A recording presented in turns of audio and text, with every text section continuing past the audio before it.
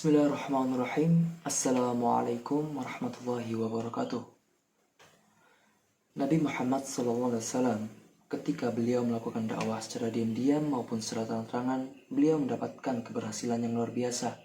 Sampai-sampai orang Quraisy memeras pikiran mereka untuk menemukan cara supaya Nabi Muhammad SAW bisa menghentikan dakwahnya.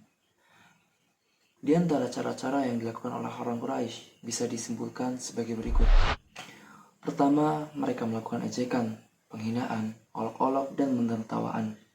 Hal ini mereka lakukan untuk melecehkan orang-orang muslim dan menggembosi keimanan mereka atau mental mereka. Mereka mengejek Nabi Muhammad SAW dan juga mengejek para pengikutnya. Allah Subhanahu wa Ta'ala berfirman, "Wa'ajibu an ja'ahum mundhirun minhum wa qala al-kafiruna hadha sihirun kadzdzab." Dan mereka heran karena mereka kedatangan seorang pemberi peringatan atau rasul dari kalangan mereka. Orang-orang kafir berkata, ini adalah seorang ahli sihir dan banyak berdusta. Dalam ayat tersebut bisa disimpulkan bahwa salah satu ejekan yang disematkan kepada beliau SAW ialah penyihir. Selain penyihir, beliau juga diajak sebagai orang sinting. Allah Subhanahu wa Ta'ala firman, "Wa qalu ya ayyuhalladzi nuzila 'alaihi dzikru innaka lamajnun." Dan mereka berkata, wahai orang yang diturunkan Al-Quran kepadanya, sesungguhnya kamu benar-benar orang yang gila. Kemudian cara selanjutnya yang dilakukan oleh orang Quraisy supaya Nabi Muhammad SAW memberhentikan dakwahnya ialah menjelek-jelekan ajaran beliau, membangkitkan keraguan, menyebarkan anggapan-anggapan yang menyaksikan ajaran beliau dan diri beliau. Mereka tidak henti melakukannya dan tidak memberi kesempatan kepada setiap orang untuk menelaah dakwah beliau. Mereka berkata tentang Al-Quran, dongengan-dongengan orang-orang terdahulu, dimintanya supaya dituliskan, maka dibacakanlah dongengan itu kepadanya setiap pagi dan petang. Al-Quran ini tidaklah lain hanyalah kebohongan yang diadakan oleh Muhammad dan dia dibantu oleh kaum yang lain. Maka sesungguhnya mereka telah berbuat suatu kezaliman dan dusta yang besar. Kemudian cara berikutnya yang dilakukan oleh orang Quraisy ialah melawan Al-Quran dengan dongeng orang-orang terdahulu dan menyibukkan manusia dengan dongeng-dongeng tersebut agar mereka meninggalkan Al-Quran.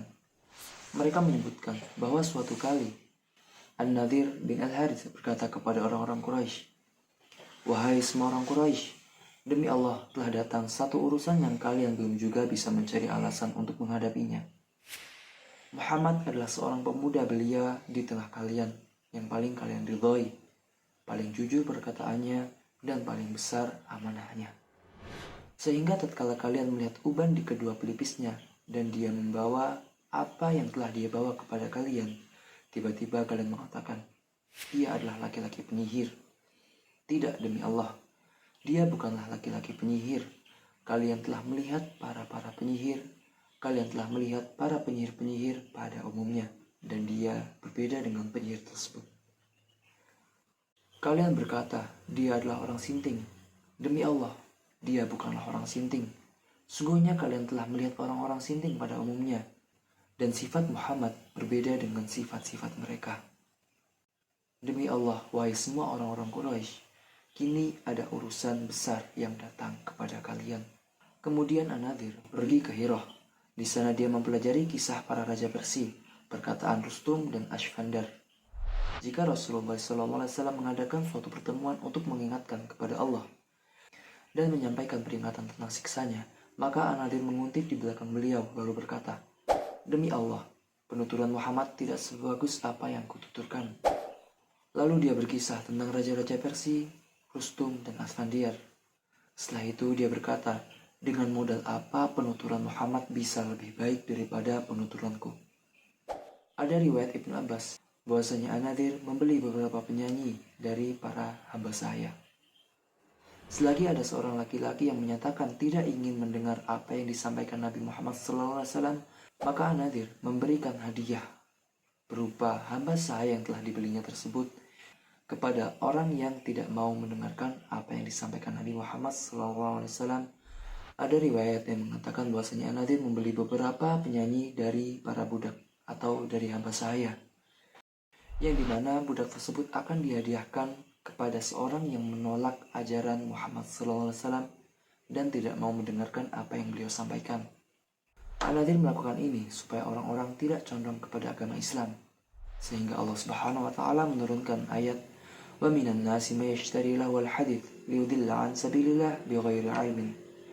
Dan di antara manusia ada orang-orang yang membeli perkataan yang tidak berguna untuk menyesatkan manusia dari jalan Allah tanpa pengetahuan. Kemudian cara yang keempat ialah menyodorkan beberapa bentuk penawaran, sehingga dengan penawaran itu mereka berusaha untuk mempertemukan Islam dan jahiliyah di tengah jalan. Orang-orang musyrik siap meninggalkan sebagian dari apa yang ada pada diri mereka, dan begitu pula Nabi Muhammad SAW. Allah berfirman, maka mereka menginginkan supaya kamu bersikap lunak, lalu mereka bersikap lunak pula kepadamu. Ada riwayat Ibnu Jarir dan At-Tabarani yang menyebutkan bahwa orang-orang musyrik menawarkan kepada Rasulullah SAW agar beliau menyembah sesembahan mereka selama setahun, dan mereka atau orang Quraisy menyembah sesembahan beliau SAW selama setahun juga.